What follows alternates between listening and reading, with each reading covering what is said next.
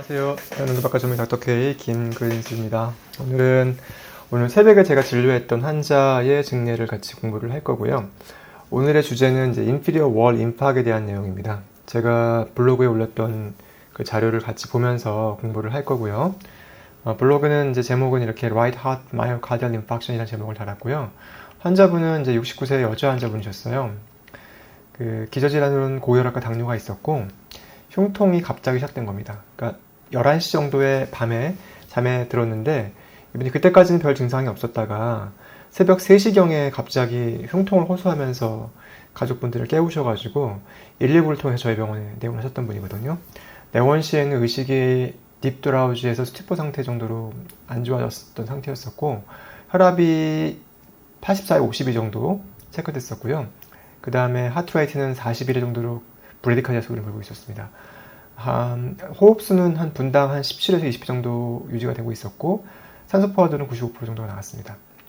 환자는 이니셜에 이켓을 찍었을 때 보이는 것처럼 이렇게 2-3 AVF에서 ST 엘리베이션이 보이는 스테미 소견을 보이고 있었고요. 저희가 바로 즉시 에코를 시행했습니다. 에코상에서는 이제 첫 번째 보시는 이 화면에 보는 게 지금 첫 번째 보이는 화면인데요. 보시면 여기 맥고넬 사인이 보이죠? 그러니까 right ventricle이 left ventricle에 거의 버금갈 정도로 커져 있는 상태였었고 그 에이펙스 부분에 그 right ventricle만 움직이고 있고 프리월의 right ventricle의 월 모션은 거의 없는 정도라고 할 수 있습니다. 지금 보시면 그렇죠? 여기만 좀 움직이고 있고 나머지 부분은 거의 움직임이 없잖아요. 쇼렉스는 저희가 기록을 남기지 못했는데 역시 마찬가지로 RV가 좀 커져 있는 상태로 보였었고요. 전체적인 LV 펑션 자체는 나쁘지 않았지만 RV 자체의 펑션이 너무 저하되어 있었기 때문에 실제로 이제 IVC 같은 경우에도 이제 비너시턴이 안 되다 보니까 굉장히 늘어난 상태였었고 대략 직경이 3cm 가까이 되는 직경이었었고 컬랩서빌리티가 50% 미만이었습니다. 그러니까 우리가 대충 가늠을 해보게 되면 이분 같은 경우에는 지금 IVC 직경 자체가 21mm 넘어갔었고 대략 3.3cm 정도 됐던 것 같아요. 그리고 그 컬랩서빌리티는 50% 미만이었기 때문에 얼추 한 15에서 20 정도 그 RAP가 됐을 것 같다 생각이 듭니다. 저희 장치로는 이게 메저먼트가 안 되기 때문에 일단 그렇게 가늠을 했고요. 그래서 이 사람 같은 경우에는 저희가 렁스돈을 대봤을 때도 양측 폐에서 B라인이 다수 관찰됐었어요. 그래서 실제로 이제 이데마도 와 있겠구나 생각을 했었는데 환자의 엑스레이 사진이 이렇게 보신 것처럼 이데마가 광범위하게 분포하고 있었고요. 그리고 저희가 바로 이제 환자의 바이탈을 모니터링하기 위해서 A라인을 삽입을 하고 또한 바이탈을 유지하기 위해서는 놀핀 같은 바소프레스가 좀 필요했습니다. 이 환자의 경우에는 이제 라이트 하트 페일러이기 때문에 어떤 플루이드 로딩하는 게 좀 조심해야 됩니다. 지금같이 이제 양측 폐에 물이 고여 있는 상태에서는 오히려 플루이드를 로딩했을 때 이 컨제스션을 악화시킬 수가 있다는 것도 고려해야 되고요. 우리가 이제 스탈링 커브라고 하는 게 있잖아요.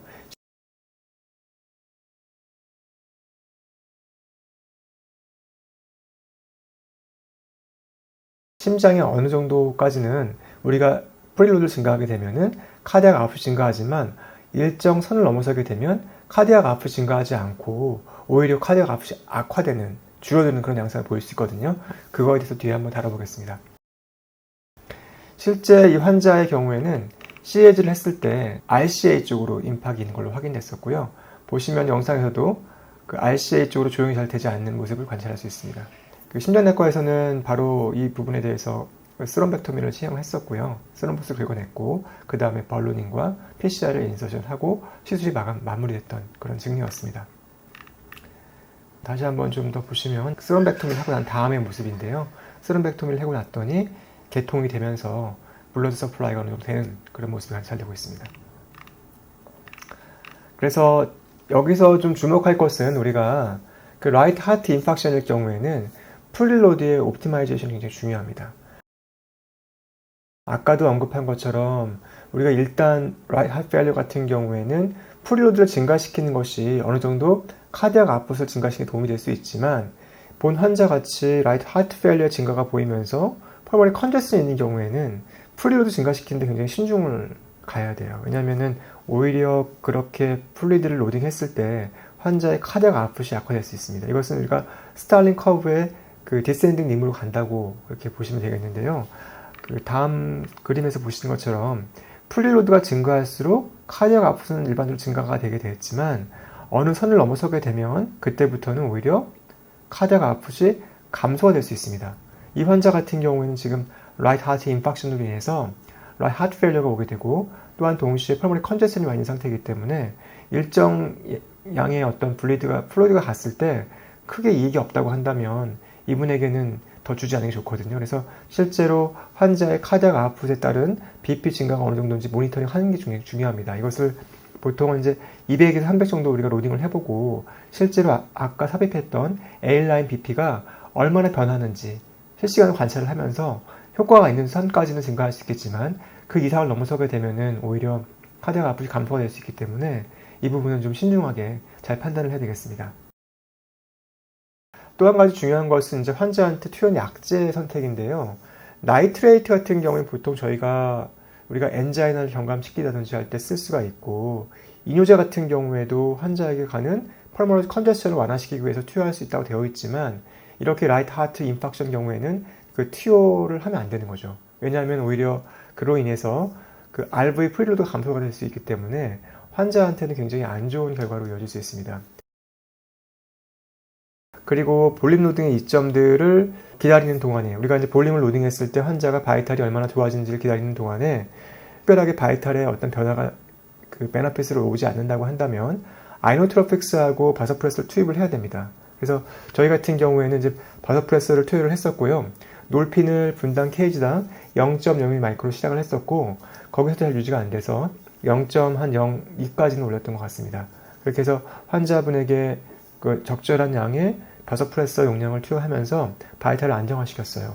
그래서 이 환자는 비록 처음에는 굉장히 안 좋은 바이탈을 보였었고 의식도 잠깐 저하됐었던 상태였었지만 저희가 치료를 함에 따라서 환자의 의식도 좀 돌아오기 시작했었고요. 그 상태로 바로 CAG실에 가서 환자의 RC에 있는 문제들을 해결을 하고 바이탈도 안정화돼서 좋은 결과로 이어졌던 그런 증례라고 하겠습니다. 본 증례를 통해서 배울 수 있는 것은 뭐냐면 이렇게 2-3 AVP에서 ST 엘리베이션이 보이는 환자의 경우에는 반드시 RV 펑션에 대해서 평가가 필요합니다. 그래서 베드사이드 에코를 해보고 저희 같은 경우에는 메코넬 사인이 보일 정도로 라이트 하트 페일러의 소견이 보였었기 때문에 프리로드를 증가시키는 데 굉장히 순증을 기해야 됐었고요.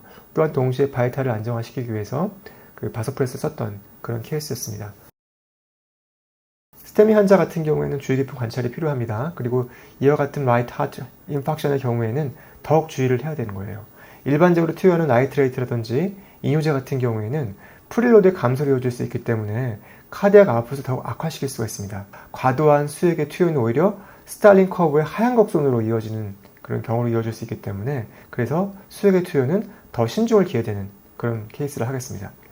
환자 혈압이 안정화되지 않을 경우에는 아이노트로픽스, 예컨대 도비타민 같은 경우가 대표적인 예가 되겠죠. 물론 밀리눔 같은 경우도 투여할 수 있겠습니다. 그리고 바소프레서, 노에피네프린 같은 경우를 저희 경우에는 투여를 했었고요. 이렇게 해서 아이노트로픽스나 바소프레서를 투여해서 환자의 헤모다이나믹스를 안정화시키는 게 굉장히 중요합니다. 개인적으로는 이제 NIBP보다는 A라인 BP를 더 신뢰하기 때문에 저는 환자의 바이탈이 흔들리는 걸 보고 바로 현장에서 소노를 보면서 A라인을 삽입을 했었고요. 그렇게 하면서 실제로 바이탈 사인을 모니터링 하면서 프리로드에 대한 반응과 그리고 바소프레스에 대한 반응을 보면서 거기에 맞게 최적화시키는 그런 치료를 진행했습니다.